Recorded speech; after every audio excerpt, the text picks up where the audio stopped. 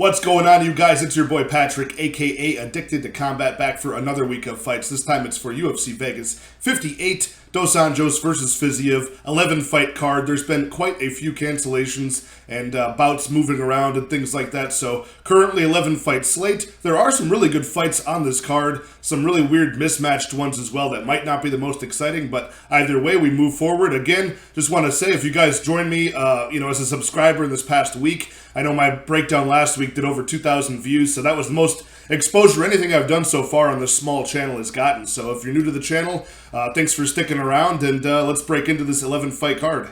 Okay, and we kick off this 11-fight card with a banger of a bantamweight fight. Sayyidu Cup, Kakhramonov returning for his second time in the UFC to face Ronnie Lawrence, who is making his third walk to the octagon. So both guys, similar things between these two guys. They measure up pretty well. 5'8" for Kakhramonov, 69-inch reach. He is the younger man at 26 years old. Ronnie Lawrence, 30 years old. Again, 5'8", 70.5-inch reach. So not too much difference in reach. Same height.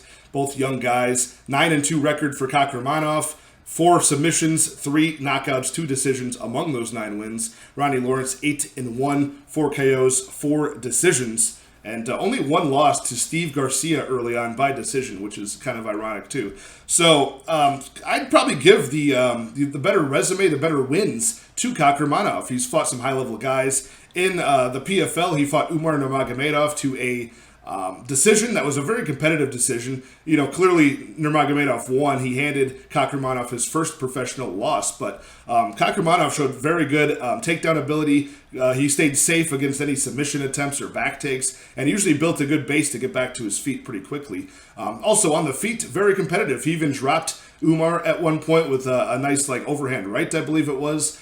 Stayed safe. The only reason he lost the fight is he got out-controlled, against the cage on the ground a bit, and then he also got eaten up by the vicious kicks, both high into the body of Nurmagomedov. But with the hands, I think with the hands alone, Kakhramonov was probably winning. He was able to touch the chin of Umar quite a bit. Again, both guys were only 22 at the time. He also knocked out a guy named Asker, who's over there in the LFA doing pretty well, by a vicious right hook as well. So, not bad skill set for Kakhramonov, for being only 1 fight in the UFC. Very dangerous guy. I think he's the more dangerous fight ender of the 2 guys in this bout. He's got a great submission game, very nasty guillotine choke, which will come into play with all the takedowns he's going to be, attempted against here by Ronnie Lawrence. And also very good with the hands, very good 2-3 combination. He will, go a nice straight right, always leave the combination with a winging left hook. Also got that vicious right hook and vicious overhand right as well. He's a very fast guy. And he's going to be a problem if he, can keep this on the feet for an extended period of time, but also a problem if he gets taken down. Submissions and a good get-up game. So Ronnie Lawrence, his big strength here is obviously some weaponized cardio to go along with his heavy takedown pressure. Just a great wrestler, goes for single legs very well. He knows when to change level and go for them. Very strong, can suplex guys and take them down. They'll be catching air and he can slam them down to their back. Out of his 3 UFC appearances, so that's including his Dana White Contender Series bout, managed to land 26 takedowns out of only 33 attempts. So that's just over 3 fights. Just crazy. His durability is a bit questionable in my eyes, only because of the, the 2 fights he's had now. Vince Cachero was put him in all sorts of trouble at one point, touched his chin, and if it wasn't for the ability of Ronnie Lawrence to get that takedown and, recover, he would have probably gotten finished there.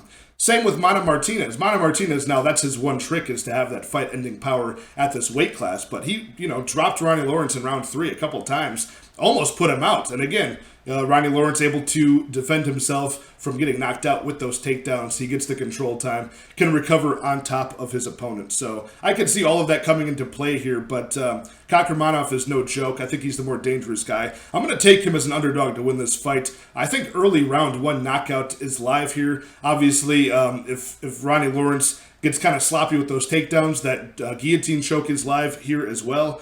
But again, I'm not counting out Ronnie Lawrence. If he gets his game going, and the longer this fight goes, I think the control time adds up, and he wins the fight, if it goes late. But early on, I'm going to take Kakhramonov. I'm going to take that plus money. I'll probably wait and see where the line goes, and if it goes more in the favor of Ronnie Lawrence, well, shoot, we can wait and get that plus money on Kakhramonov later on in the week. But right now at these odds, plus 120, I will take Kakhramonov to win inside the distance all day long.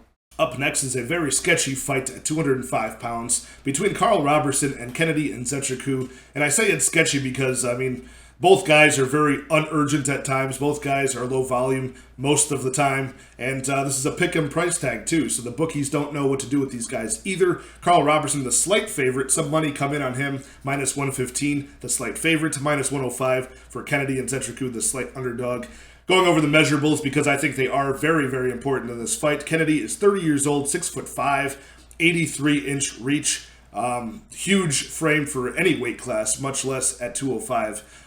Karl Roberson, 31 years old, slightly older, at just 1 year older, 6'1", 74-inch reach. He'll be much smaller. Roberson is a guy who's been at middleweight. He's been at some catchweight bouts at 190 or so, and he's just forced to fight at this weight class. He's too big for 185. Kennedy is a little bit too small for heavyweight, right? Just small, slender physique. He can make 205. So both guys coming at this weight class from different angles.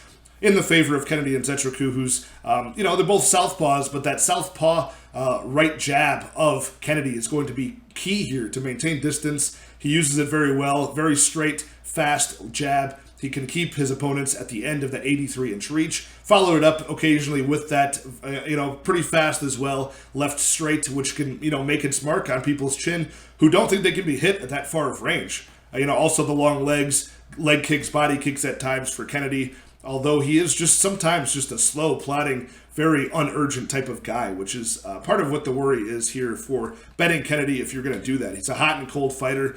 Sometimes he looks urgent, sometimes not. Sometimes he can lead the dance and push his opponent back, towards the cage. Sometimes he's the one getting pushed back towards the cage. So you never know.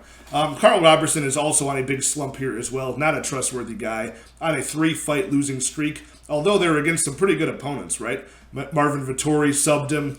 Brandon Allen subbed him. And back in March, I believe it was, Khalil Roundtree knocked him out. Very one-sided beatdown there where, again, he was the tentative guy getting backed up by the striker. So, for a guy who's got 4 submission wins out of his 9 wins for Karl Roberson, he's also been subbed 4 times as well. I mentioned a few of those just now. He also lost to Glover Teixeira. So, a high level of competition he's fought, but even the lower level guys, he's, he can sub them out, but it's not a high striking volume affair from Karl Roberson, and he's not very heavy on the takedown attempts either. So it's kind of a confusing thing, right? He's on the Dana White Contender Series, knocks out Ryan Spann. This is years ago. Then he goes in and beats Darren Stewart by I think a round 1 rear naked choke as well.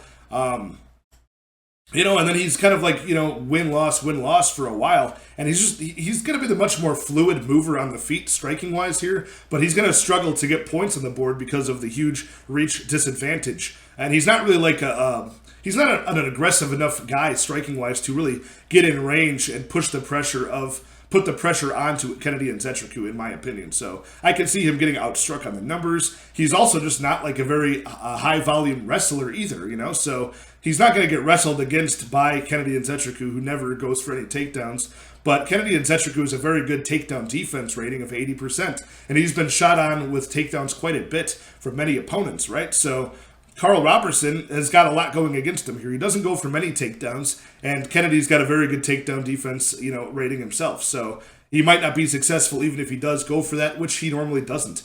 I can see Karl Roberson, if he can survive the first 2 rounds, maybe in round 2 or round 3, going for the takedowns at that point, pressuring against the cage. But Kennedy's pretty strong on the cage too, so I think it would have to be Kennedy wearing down before he gets taken down, so it would have to be later in the fight. Karl Roberson's very hittable, though, on the feet as well, and that's where my pick's going to come. I'm going to take Kennedy Nzechukwu to win this fight. It's a dangerous bet to make. Even though you're getting close to even money, it's still dangerous because you don't know which version of Kennedy is going to show up. He's going to be very tentative. Is he going to be durable? Is he not? You've seen Kennedy absorb all the strikes that Carlos Ulberg has to offer, who hits hard. He's fine. He gets the knockout. But then you see him against Da Un Jung. He gets hit basically on his glove, and he gets knocked out. So you really don't know what you're going to get from Nzechukwu. But I do like the skill set. I like the size advantage.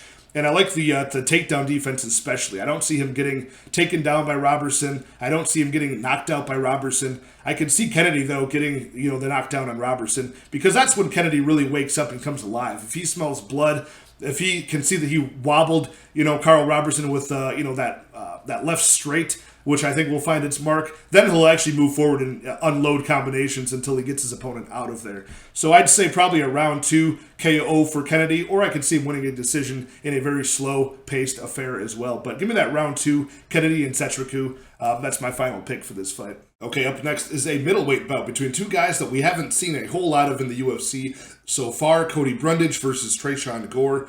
Tresean Gore, the slight favorite, minus 135 on the money line. Cody Brundage, plus 115, the slight underdog.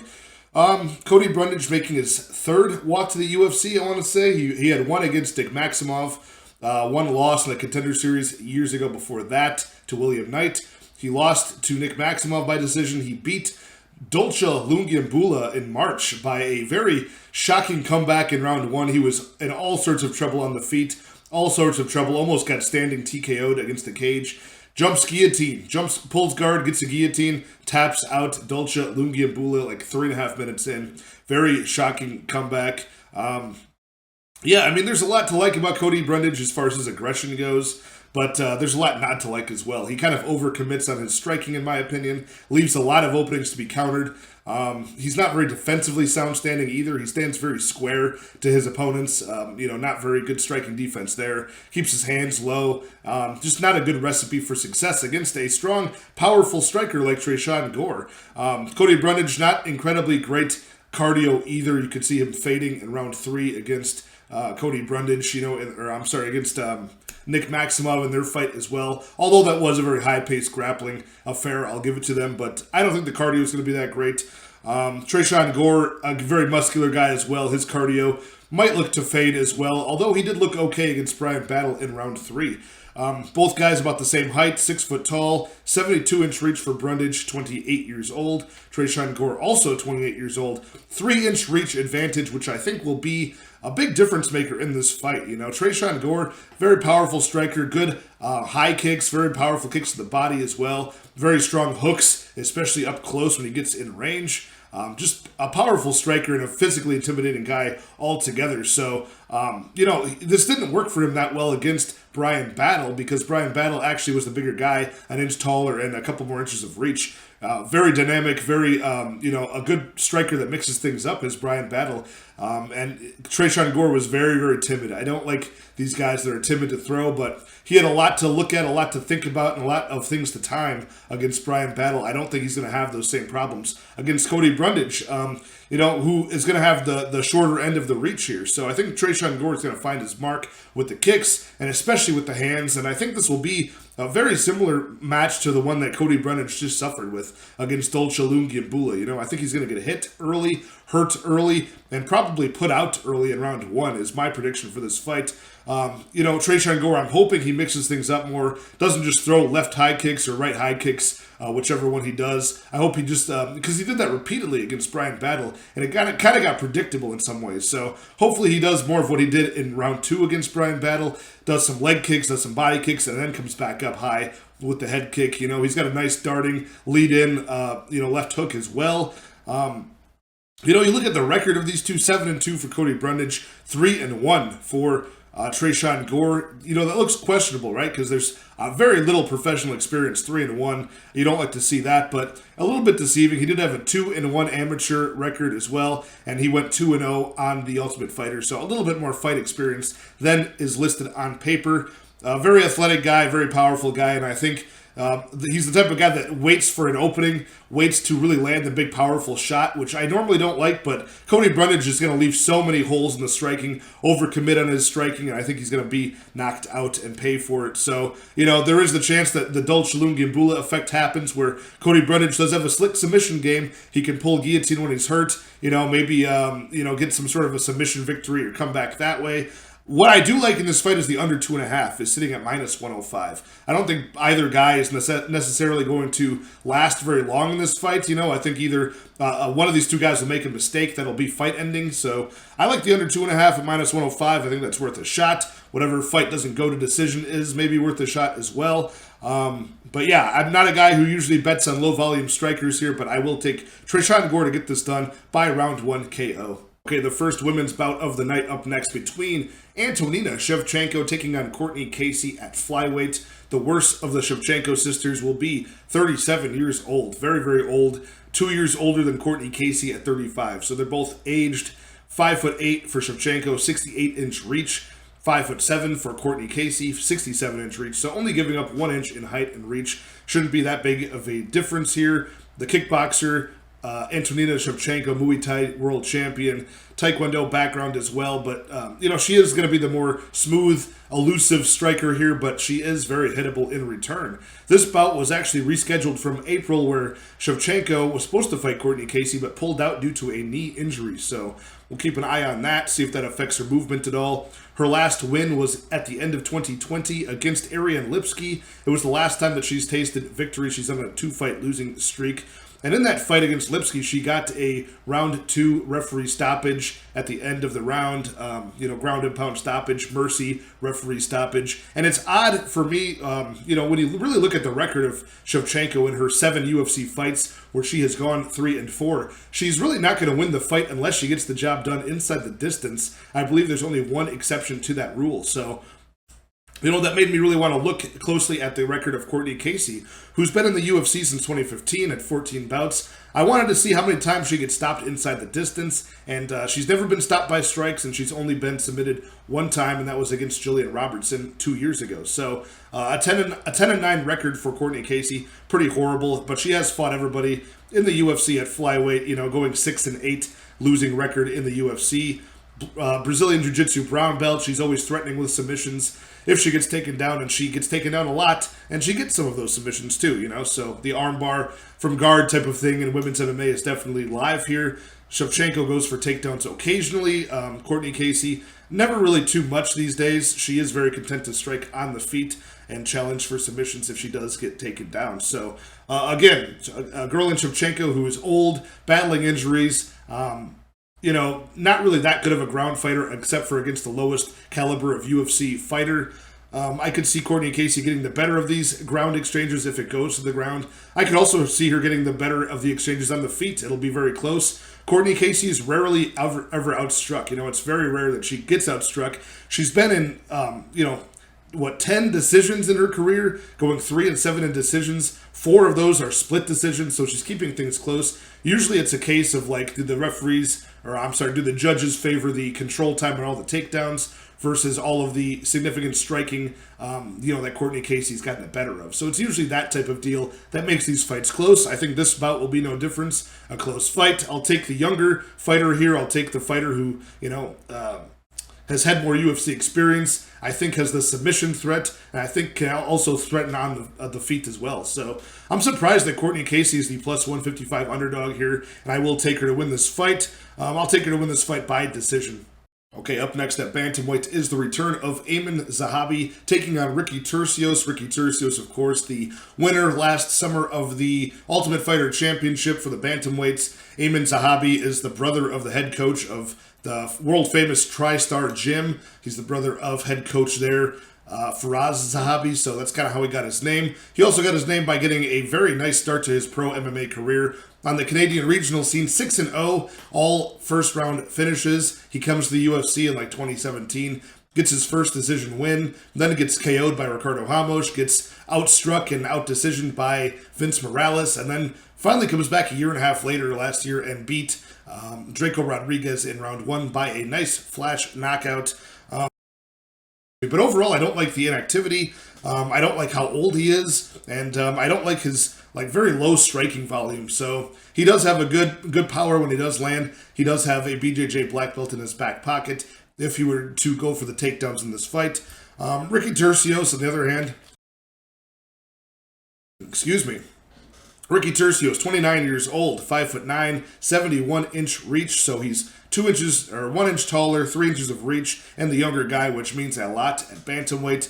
And I just love the fact that this guy, 11-2 record, he is just a pressure machine. He throws with constant volume, even if he does get taken down like he did last year against Bridie Heastand. He was able to either work his way back up, or if he was stuck, he would just keep on striking, boxing the ears, punching, at least showing some activity. This guy is one of those, in a 3-round fight, a triple-digit, significant strike type of guy. The guy who's going to fight for your dollar. He is more hittable than I would like. He does have a pretty poor takedown defense, but he is training now at Team Alpha Male, so definitely going to shore up the holes in the game of the takedown defense or the get-up game. But he's just such a pressure fighter, and I don't like how much he gets hit. That doesn't fare well against a guy in Zahabi, but I gotta say, the inactivity, the age, just the low amount of striking output in general for Zahabi means that he'll have less of a chance to land that knockout shot. And if he does do it, it's got to be early, because out of all of his fights for Zahabi, all 10 fights, all 8 wins, only one of those 8 wins was not in the first round. So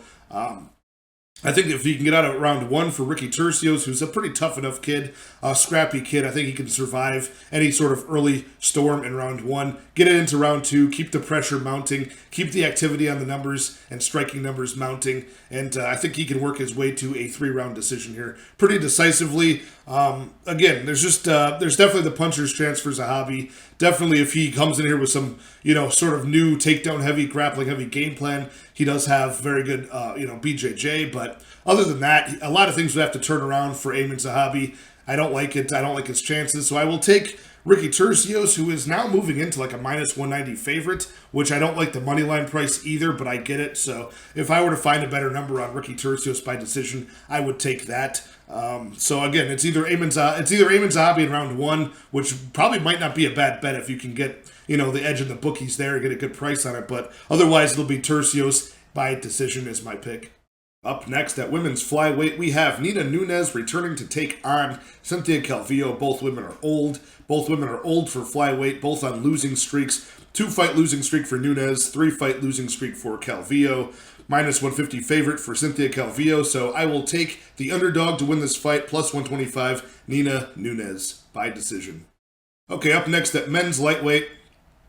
No, I'm just kidding. We'll go over this fight in a little bit more detail than that, but not by much. Both women don't look good. Nina Nunes has been very inactive because she had a child, her wife, the former bantamweight and featherweight champion, Amanda Nunes. So, she's 36 years old, hasn't fought in a while, a 10-7 record, 4-5 in decisions anyways, 5'5", 64-inch reach. So, slightly taller with the same reach, about the same size, these women. Cynthia Calvillo, 34 years old, still old, but 2 years younger, 5'4", 64-inch reach. She is 9-4 professionally, 4-2 in decisions. And like I said, the minus 150 favorite is Calvillo. Obviously, she's had more momentum in the past, but both women are undersized here at flyweight because they were forced up to flyweight. Both were former strawweights, but couldn't make the weight anymore. They both missed weight repeatedly, so forced into this weight class where neither have had much success. So Calvillo, it seems more like it's her own, it's her own faults for this. She's very good at wrestling, very good at securing the takedown, a good body lock, a good trip, changes levels well. Doesn't always have the best ability to hold her opponents down, but she can at least get the fight there and win some minutes there. But lately she chooses not to use it. She'll have some success on the feet, maybe for like a minute or two, and then just not go for the takedown. It's the same way with her last fight was Andrea Lee. She didn't go for the takedowns. She got outboxed, and eventually it was just like quitting on the stool after round 2.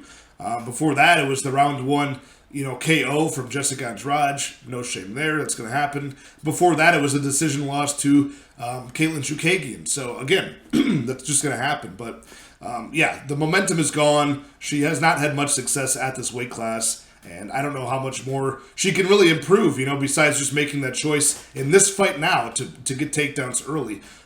Nina Nunes, a decent amount of, takedown defense, I think like 70% or so. Not really going for takedowns herself, although she does have, a high level, I believe like a purple or brown belt in BJJ, I want to say, for Nina Nunes. But either way, she's pretty good on the feet, and I think she could make this close on the feet. Against Calvillo, so which isn't difficult to do, but I think Nina Nunes is a clean enough striker still to be able to put up points on the board and win a decision over Calvillo if she does not go for the takedown. So that's kind of the big question of this fight. I can't trust her to do it. I think the momentum is gone. Who knows if Nina Nunes has the ability to even stuff, Calvillo's takedowns if she goes for them.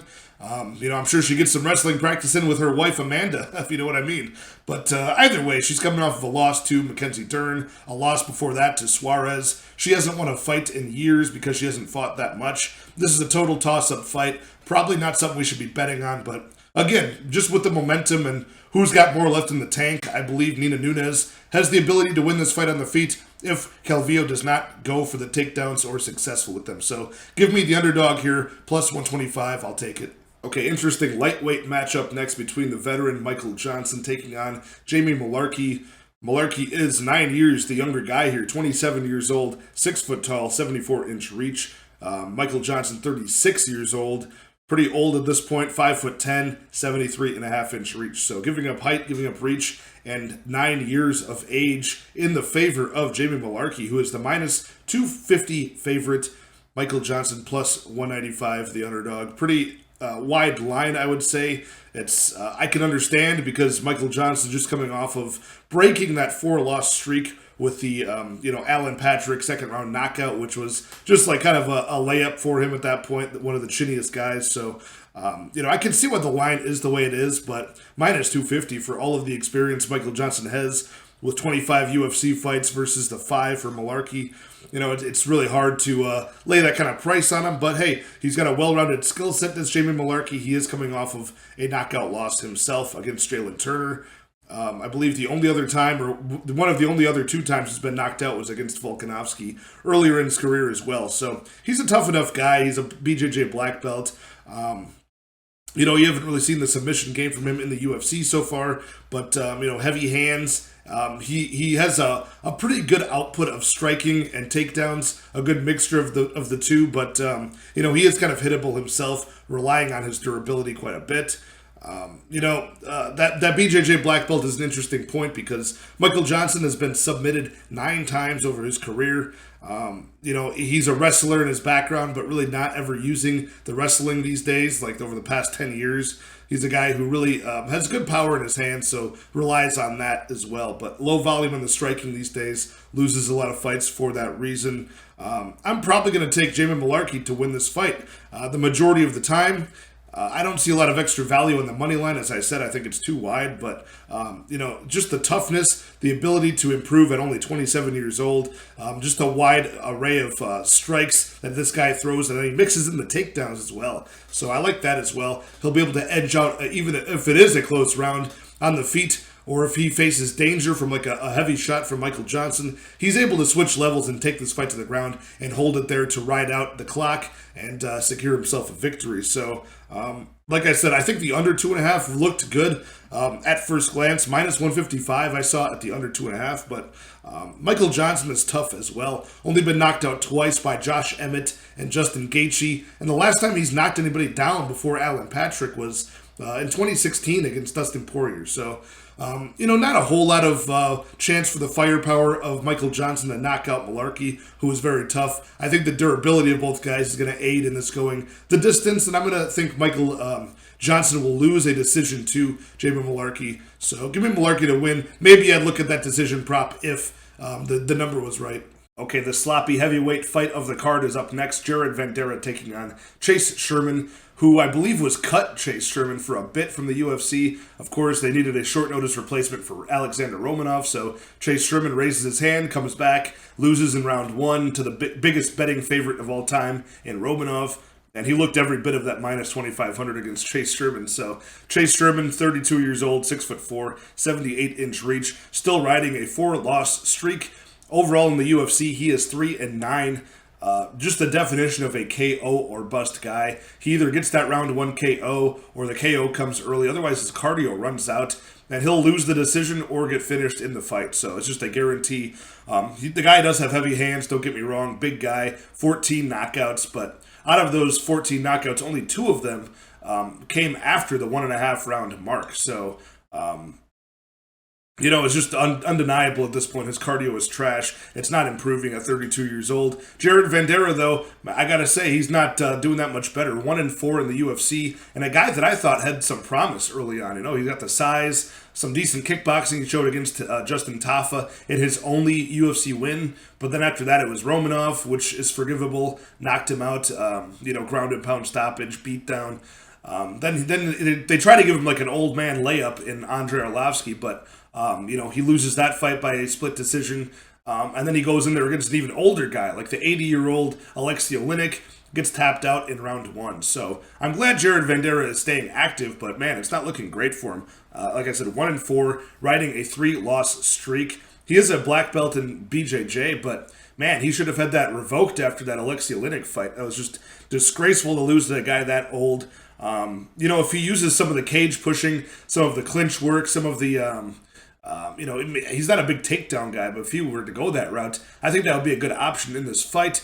Or if he just strikes at range and doesn't get into a brawl with Chase Sherman early, he can just ride out the clock and know that if it goes into round 2, Chase Sherman is pretty much done. He's either going to lose the decision or get finished inside the distance. So I can see Jared Vanderaa actually mounting some offense later in this fight in round 2 or 3, and even maybe a club and sub is on the table against Chase Sherman the way that Parker Porter did. So I'd say Jared Vanderaa should take this a little bit slower, just stay out of harm's way early, not screw this up early. And the only time that Chase Sherman can win the fight is in round 1. So drag this out to round 2 and round 3, finish him there. I'll take Jared Vanderaa, minus 175 on the money line.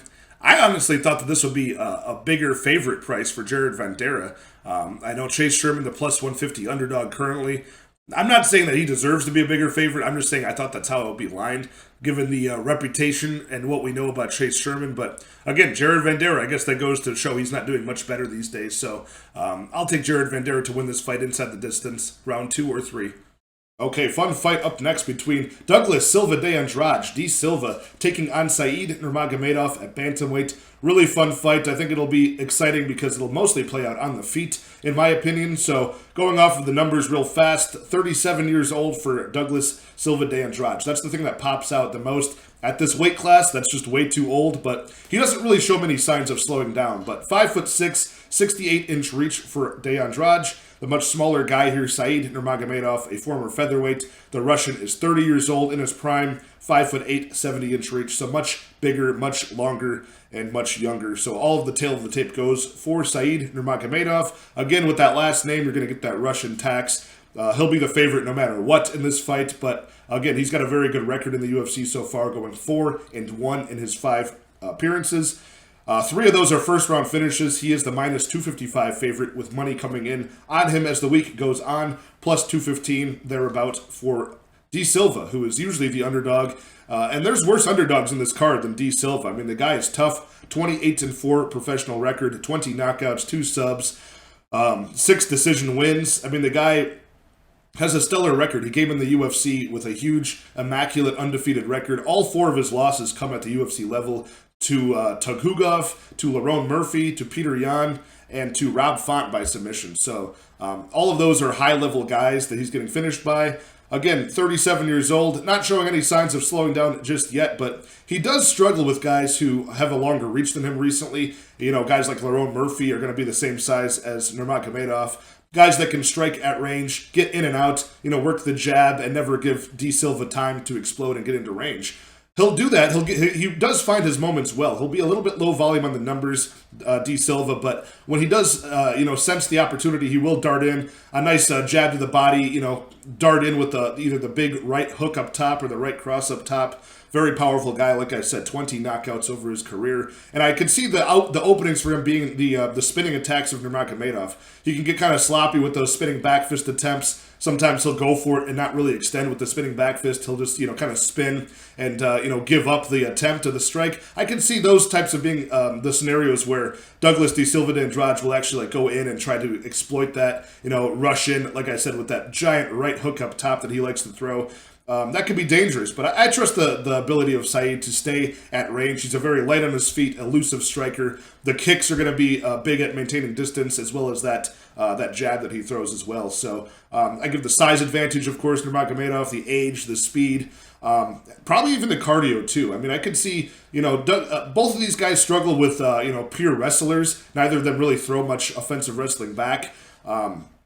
Said, his only loss in the UFC was to Raoni Barcelos, who's an incredible wrestler, was able to mix up wrestling with the striking and edge out the decision there over Nurmagomedov. But Nurmagomedov showed great cardio, able to defensively wrestle, stay out of harm's way against Barcelos, and also keep striking over the course of 15 minutes as well. So that's probably the best case of good cardio we've seen. Otherwise, he, finishes opponents in round 1, 3 out of his 5 appearances. Not much to gain from his cardio there.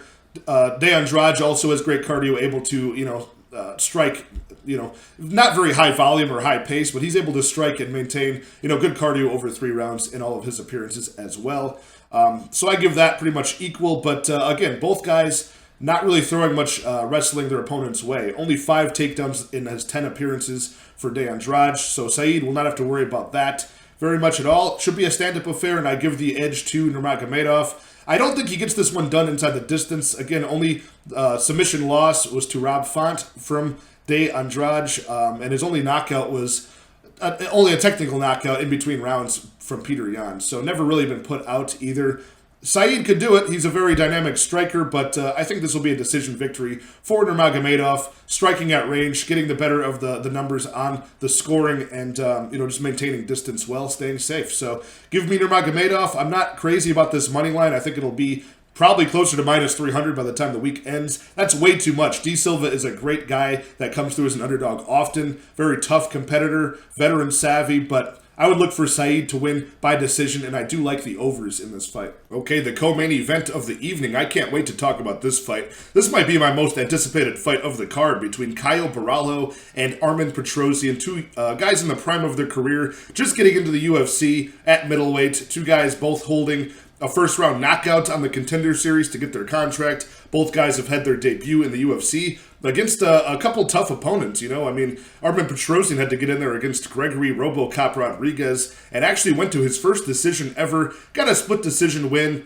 Close fight, but it's one that I think he actually lost, in my opinion, And if you go on MMA decisions, 10 out of the 14 media members also scored it 2 rounds to 1 for Gregory Rodriguez, but nonetheless, Armen Petrosyan picks up his first UFC victory in his debut. Barralho did the same against Omar Gadzhiev, who's another Dana White Contender Series guy. One of these Russian, wrestle boxer type guys who are decent on the feet, decent on the ground. But Barralho, man, he's very, very slick on the ground and very good on the feet as well. A long, elusive striker. He has some defensive liabilities on the feet, but overall, throws flying knees, high kicks, very good southpaw 1-2, that nice long left straight, with that long 75-inch reach, really finds its mark. And once it gets to the ground, man, he is amazingly efficient on the ground. Good back takes, good transitions. He was even able to get taken down by the Russian Omar Gadzhiev, instantly get a reversal on the ground, end up on top, and win the round that way. He's just very hard to shake. Once he gets that body triangle in, he's just stuck to you, and he's working, ground and pound, posturing up, getting strikes off on top, not losing position, goes right back hunting for submissions. I mean, the guy is an absolute monster. He he trained with Demian Maia for about 6 years before coming in to the Dana White Contender Series. He's got his black belt under, the same coach that Demian Maia had, which is Wagner Moda. So he's got a very high-level, legitimate black belt. He does, that submission underground stuff where he's doing competitive grappling outside of his mixed martial arts career. So, he's so good everywhere. I'd say probably on the feet is the chance where Armen Petrosyan is going to have his only chance to win this fight. I'd give Armen Petrosyan, honestly, a puncher's chance. Although it is a good puncher's chance, Armen Petrosyan very powerful. But, he's shown even in the Dana White Contender Series and, in his fight against, RoboCop that he is able to get taken down and controlled pretty easily. He's got a good ability, good energy trying to get back up to his feet. He doesn't accept bottom position per se, but I'd say if the cardio is about even between these two, if it stays on the feet, but I'd give the cardio advantage for Barralho if this goes to the ground. I think it's going to tire out Petrosyan all the groundwork much more than it'll tire out Barralho, who's very natural on the ground. So I'm just going to give more ways to win for Barralho here. I think he can win on the feet. He's obviously going to be night and day better on the ground. And, I could see a decision win is probably more likely for Caio Barralho here. The potential to win in a variety of ways is better for Caio Barralho. I think all it is like if he gets caught, if Armen Petrosyan can come in here with a nasty high kick or one of those nice, 2-3 counters that he's known for, vicious left hook for Armen Petrosyan, I'd give that to be his way to win this fight, mostly like by a flash knockout. But other than that, if this goes down the stretch, gets ugly and extended, the way it did for him against Rodriguez, I give the advantage to Barralho all day. He is a minus 200 favorite now and climbing for Barralho, which is, quite a bit, I would say, for two guys who are in the same spot in their career right now. But, the potential for this fight to not go the distance might be a good bet, too. Again, out of 8 professional fights for Petrosyan, 7 of those have not seen the judges' scorecards. For Barralho, he's had, out of his 11 wins, he's had 4 knockouts, 3 submissions. I could see this not going to decision here, but I wonder if the bookies will be all over that. I don't know what the price is on that, but I'm going to take Caio Barralho to win here. Minus 200, I'm not happy about that money line. I wish it was a bit closer, but I might look for that submission prop because I think he will win by submission. So give me Caio Barralho to keep his streak alive. Okay, we've made it to the lightweight main event of the evening. Rafael dos Anjos taking on Rafael Fiziev, young versus old. More of a grappler versus striker matchup here at this point in Dos Anjos' career. He is 37 years old, 5'8", 70-inch reach for the former champion. Rafael Fiziev, 29 years old, 8 years younger, 5'8", 71-inch reach. So height and reach about the same. It's really the big, difference is the age here. The momentum, 5-fight win streak for Fiziev. Dos Anjos coming back after a long layoff to fight Renato Moicano this year, and he, had a destruction of Moicano in that fight. Really using his grappling, leading on his wrestling in his older age, using his veteran savvy, and he is going to have a huge advantage in not only UFC experience, but 5-round, championship round experience here too. Dos Anjos only been finished twice by strikes in his career. The first of which was Jeremy Stevens back in 2008 at UFC 91. Fun fact, Dos Anjos has been in the UFC since 2008. He made his debut when Randy Couture was still heavyweight champion. So that just goes to show you how far back this guy's career goes. Been in the UFC the entire time, fighting, killer after killer, getting the belt himself from Anthony Pettis. And the only other time he was finished by strikes was by Eddie Alvarez, who took his belt, kind of styled on him in round 1. Those are the only 2 times he's been finished by strikes. Fiziev is the, striking coach at Tiger Muay Thai.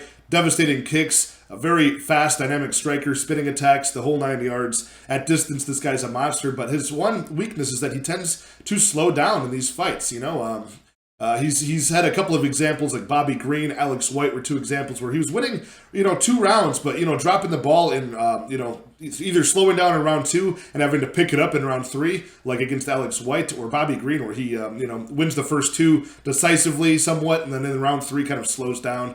Otherwise, he's finishing his opponents, like Moicano he finishes, and most recently Brad Riddell he finished in that fight. So, the finish is on the table for Fiziev here, even though Dos Anjos has not been finished that often. He is getting up there in age, and I think if this stays at striking range for any amount of time here, I think, it's most dangerous for Dos Anjos, obviously the old man. But, if this...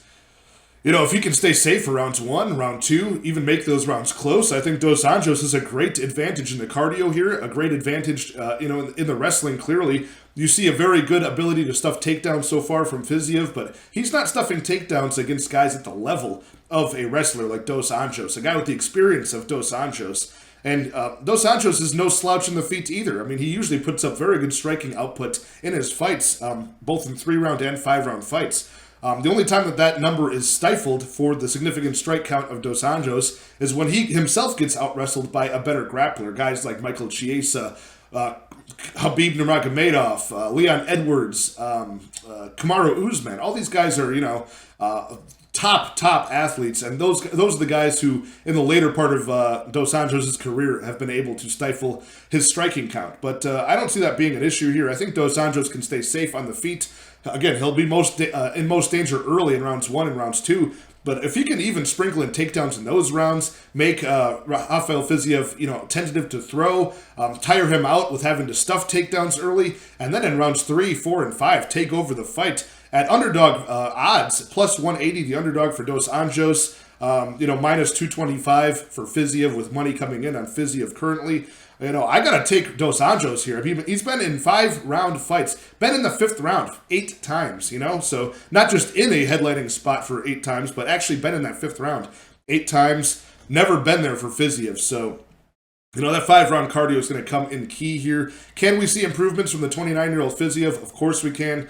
But at these dog odds for Dos Anjos, the former champion, I gotta lean on him to win 3 of those 5 rounds, possibly break Fiziev late in rounds 4 or 5. I could see, again, I'm calling Fiziev early or RDA late. I think as this goes on, as more time goes on the clock, I could see Dos Anjos getting the better of this at these odds. He is 16-10 in decisions, so, almost a 2-1 in decisions there. Probably if you look for RDA by decision, that prop is probably upwards of plus 300. I'm probably going to lean on this fight not going the scorecards. I would see if it goes that late, probably RDA finishing Fiziev, maybe getting a late, ground and pound stoppage or submission. But I'd have to see what the price is on that RDA decision prop. If that's upwards of like plus 350, that might be a look here. Otherwise, I could see Fiziev early inside the distance. But fight doesn't go is probably a good look for this fight, which will be a grueling affair for both guys here. Can Fiziev handle the pressure in rounds 4 and 5 where we've never seen him? Can Dos Anjos at 37 withstand the pressure striking-wise of Fiziev, who is so great on the feet early? I think fight doesn't go is probably a good look here. But overall in the money line and for a prediction, I'm going to take Rafael Dos Anjos to win by decision here. Give me that plus 180 underdog. All right, you guys, there you have it. All 11 fights broken down for UFC Vegas 58. Fiziev versus Dos Anjos. Should be a fun fight card. I know last week we did pretty well on the picks, but profit-wise, only a slight profit. So I'm always glad not to have a losing night, but I want a nice juicier profit this week. So stay tuned for the best bets and props coming out in the next day or two. Hit that subscribe button, hit that like button. Let's keep this channel growing. We had a lot of good, engagement last week for the breakdown, so want to keep that going this week. I thank you guys for the support, and I will talk to you guys next time.